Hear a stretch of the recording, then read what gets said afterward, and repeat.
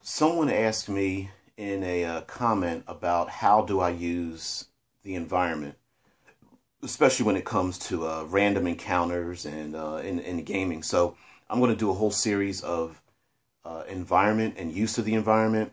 I'm going to get even more specific than I was before, and I hope it helps. All right, and it's kind of a narrative secret. Yeah, I guess it's kind of a secret. Whatever. But use it, steal it. I don't care.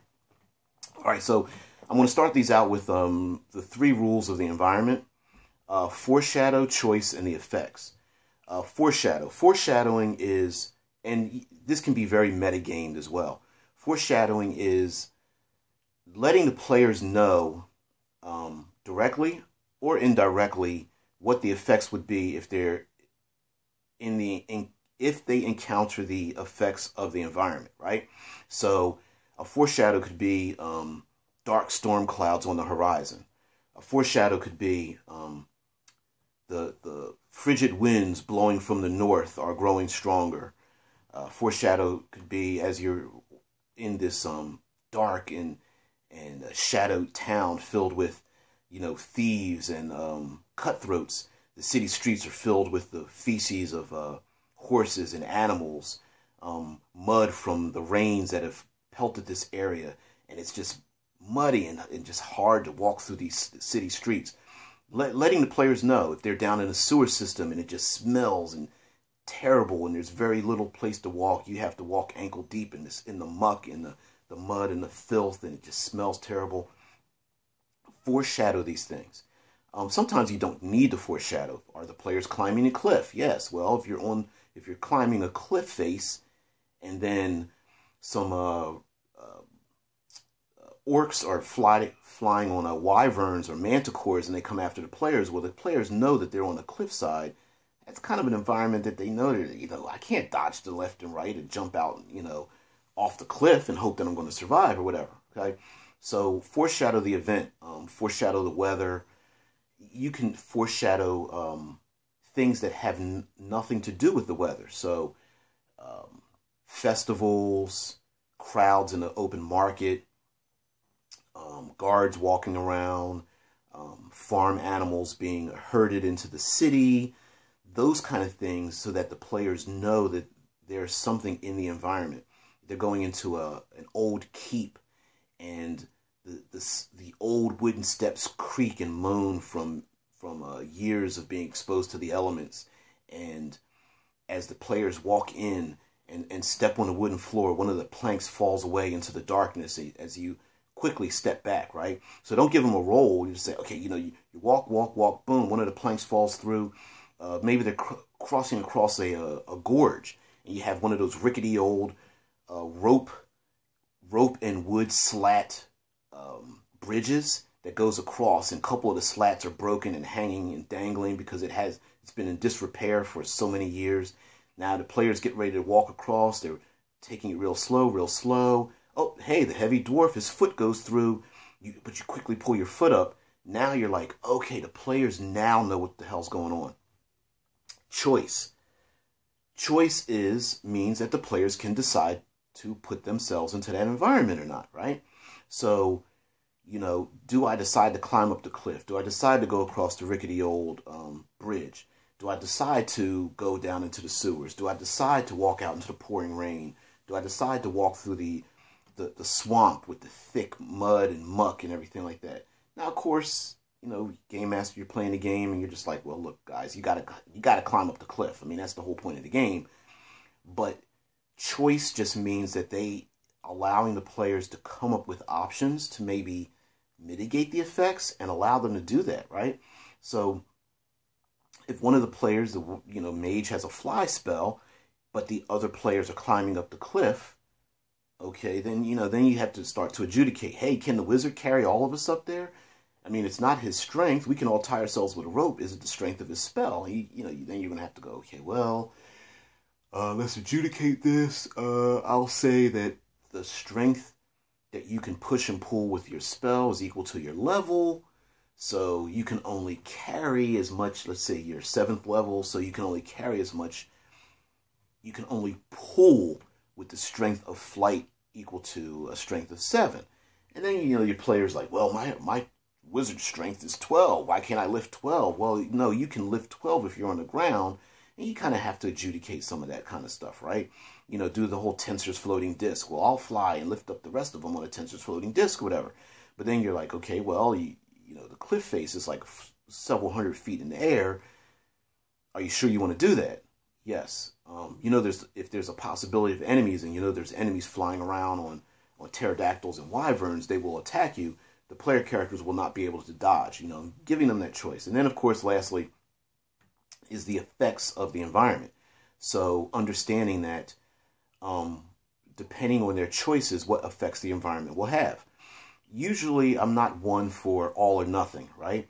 So, in other words, it's like if they ignore the environment, when I say all or nothing, it's not that the environment completely shuts them down as a character class. Stop it.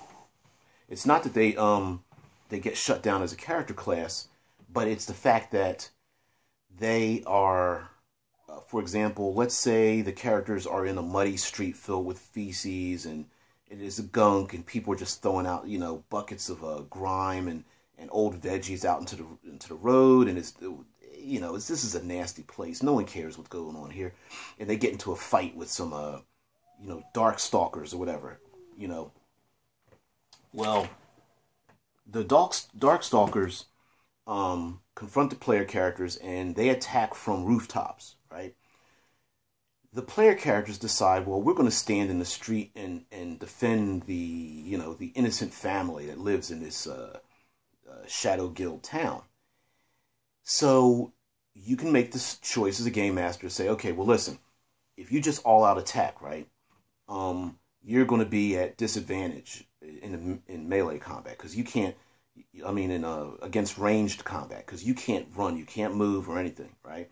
Or you're at half movement while you're standing in this mud and trying to walk through the mud and the feces and stuff, okay? And vomit and old veggies and nasty miasmas, whatever. But you can say, oh, well, if you spend your bonus action or one of your actions, I will, mitigate the effects. So you're just going to have a -1. So if you full attack, you're going to be at disadvantage. But if you spend one action making sure your footing is okay, I'm only going to give you a -1. And that way the players have the ability to maybe make a skill roll or make a choice to mitigate the effects of the environment and whatnot. I'm going on a little long on this because I actually just wanted to start going into it. So this will be just an introduction for a narrative secret into the environment. As always, create, don't destroy, and I'm going to continue the series. Pick specific environments, pick specific uses of them. I'm not going to go too far into game statistics, but how to use them in your back pocket. Let me end this with this. I mentioned back pocket, and what I mean by that is basically when it gets boring, toss in the environment, right? So, the player characters are, you've just gotten the 3rd level, you're a game master, you set up this game where you have a, horde of goblinoids, orcs and bugbears and, maybe some others that you threw in there, and you're like, man, this is just not interesting enough. Like, I want to finish this up and get on to other things where they fight other creatures or something. Yeah, I can throw an ogre in there. Yeah, I can throw maybe a hill giant or something. I don't want to do that. I want to finish this up with the horde of goblinoids. I want to finish the game and move on to something else. But how do I make the combat more interesting? Throw in the environment, right? So the characters are confronted in the woods, and those dark clouds that you mentioned earlier, they open up. Big crack of thunder, boom, it starts to rain. Those harsh winds that you had before, okay, the winds start to get frigid and it starts to snow. That festival you mentioned earlier, hundreds of people start walking down the road. The early morning fight that they start having out in the streets with the dark stalkers or whatever they are. Hey, the shop owners start opening up and the crowds start coming out in the bazaar. Starts just gets crowded with people. farmers start bringing their animals into the city. You know, those kind of things. The cold weather of the desert as the sun creeps up. All of a sudden, the heat just starts to rise. Now you got your opportunity to throw that in there. Make it more interesting. You know, if the players are walking around in the muck and mud and stuff like that, are the orcs smart enough to avoid it? Maybe, maybe not. You know, will they fight from the rooftops and attack because maybe they've done this before? Sure, why not? Can the players say, hey, well, I'm getting out of the street and I'm going to, you know, find an alley and climb up to the rooftop? Hell yeah. Do I have a spell? Hey, I'm the wizard. I can cast a fly spell. Can I do that? Okay.